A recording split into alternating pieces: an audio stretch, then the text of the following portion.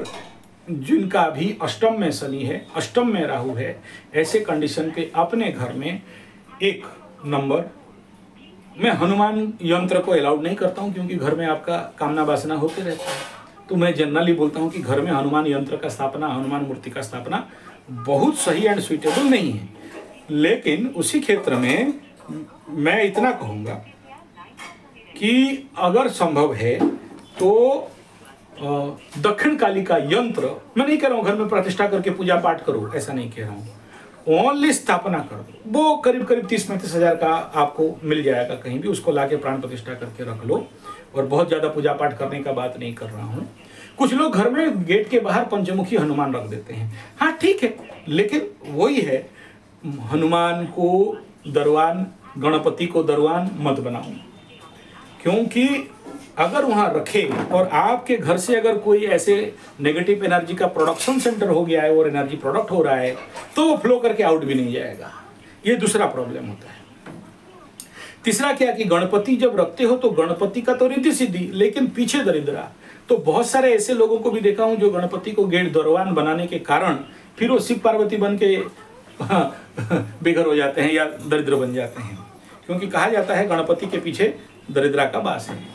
तो ये सारा जो समस्याएं हैं, इन समस्याओं के लिए अब देखो, सबसे पहला फिर से वार्निंग देता हूं, सभी के लिए नहीं है, सबके साथ नहीं होगा, 90% लोगों के साथ नहीं होगा।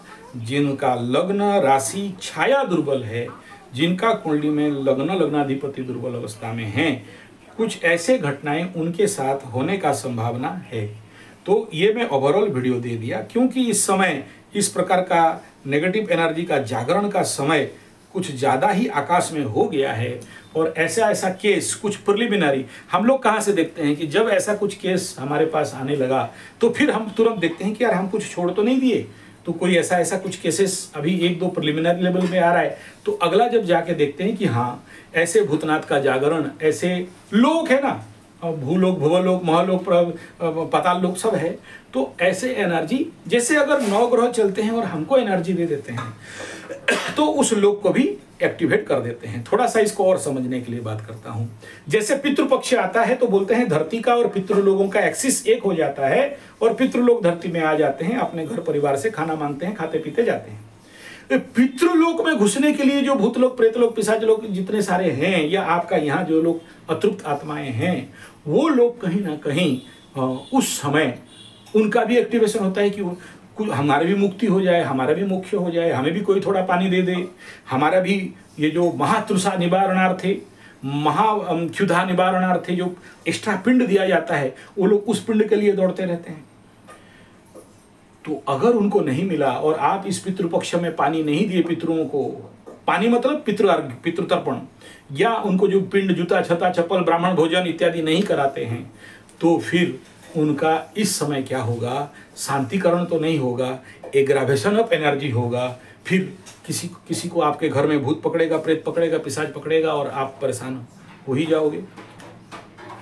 तो ये कुछ, हालांकि मैं सारा बात बहुत लंबा हो जाएगा और इतना मैं ही इसको शांति करता हूँ।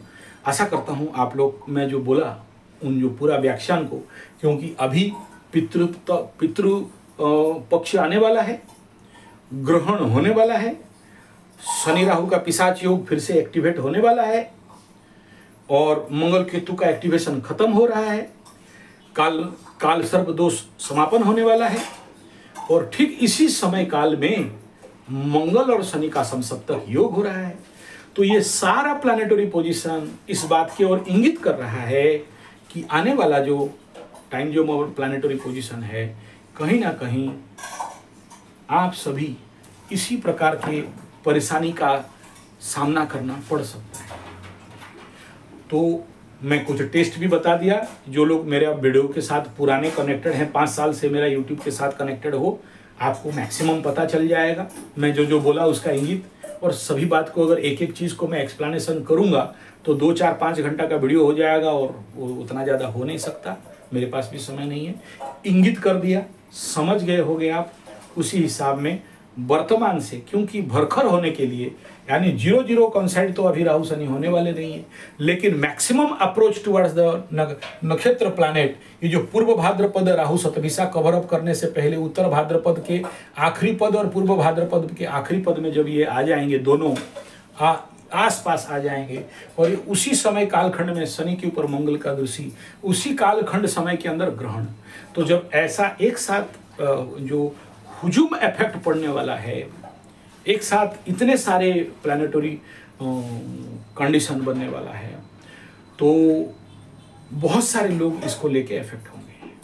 मैं और थोड़ा क्लैरिफाई कर दूं कि इसमें जो सबसे बड़ा इम्पैक्ट इफेक्ट क्या होने वाला है वो बता देना चाहता हूं।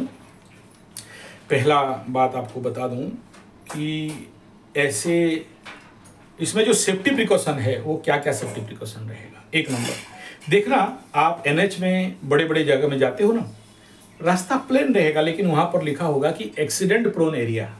आप देखोगे वहाँ तो रास्ता बढ़िया है, टंच है, लाइट है, सब कुछ ठीक है, लेकिन गाड़ी वहीं ज़्यादा क्यों पलटी होता है।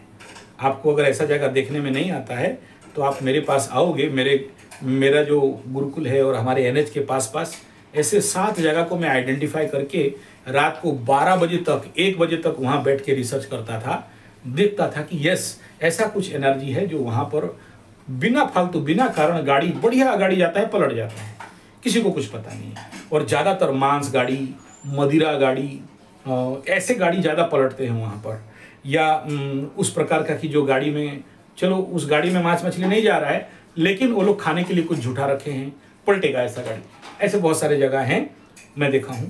तो आप लोगों को मैं पहला जो अवेयरनेस दे रहा हूँ, अगला 2.5 साल तक गाड़ी चलाते हुए सावधान, ये पहला पॉइंट है। दूसरा ये है कि इस समय आप कोशिश करना, कोई भी गर्भवती महिला, कोई भी ऐसा लड़की जो गंडमूल वाली है, किसी स्मशान घाट के सामने क्रॉस नहीं करे।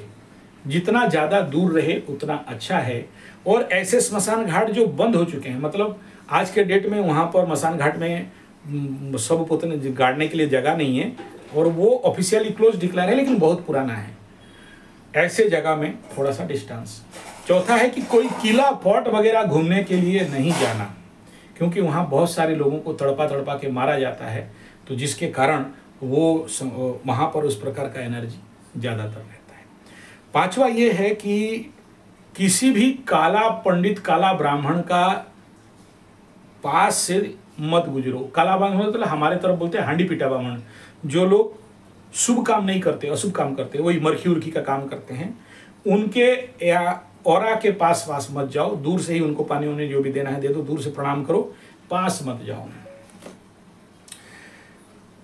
चौथा है कि अगर आपके घर के इर्द गिर्द कहीं पर भी कोई चीज मिले तो उठाओ मत। नेक्स्ट पॉइंट है